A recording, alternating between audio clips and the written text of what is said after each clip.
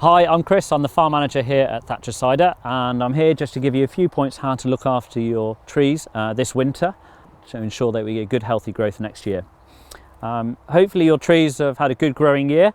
When you first come to them, just have a visually look at them. What does the leaf look like? Do they look nice and healthy?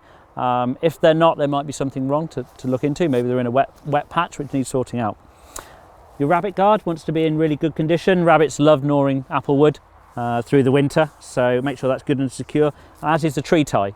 Trees, if the trees are rocking around, the roots will get damaged, and it can kill the tree. So it wants to be secure, but it doesn't want to be too tight, obviously, otherwise it will start growing into the tree.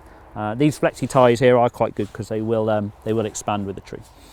It's worthwhile saying your trees will probably be a little bit further apart than these. These are some trees that we planted this year, but we're going to actually put them in an orchard next year, so we're holding them quite close together. So don't be alarmed if they are quite close.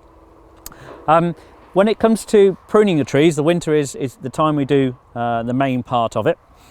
And generally we wait till the leaves have dropped off. We're a little bit early at the moment, but that shouldn't be a problem. And there's three things you need to remember. It's dead, diseased and damaged. So any branches which are dead, maybe they've had dieback or been damaged. Any are diseased, canker in particular is one that you want to keep an eye out for, because the only way you can keep on top of canker is by cutting it out, and if you can, burn the prunings as well so it doesn't spread to other trees.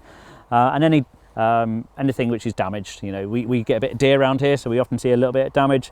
Prune them out so the wound can heal over properly and we don't get disease going into the tree that way. Once you've done that, you can start to think about the shape of the tree that you want to create. Now, our trees are known as centre leader trees, so we grow them into a straight, strong stem with lightweight branches coming out in between. And we can see this tree here, we've pruned off a few of the lightweight branches around here, and that was around the growth ring. So this tree has grown from there to there this year, which is great, for a young tree. Any branches which come out around the growth ring can get quite strong, so we take those ones out. Next, we're looking for branches which come out at a nice angle, sort of laterals we call them. Anything which is coming out which is too much of a narrow angle, as we call it, or straight up, this could end up being another leader up here, so we don't want that. We want nice lateral branches, and that's where we get more apples on those branches. So anything which is coming out at a narrow angle like this one here, we'll actually prune them off. Bypass secateurs are great because they do a nice clean cut, but anything you've got will work. When you're pruning a branch, you would just want to be just outside what's known as a growth ring. The growth ring is just a couple of millimetres next to the trunk. And if you just get just outside that ring, the little ridge, it will heal over really quickly. If you leave it too proud, it will take a long time to heal, and you can get disease get into the trunk. Equally, if you take the growth ring out, you'll leave an open wound on there, so that's not as good either.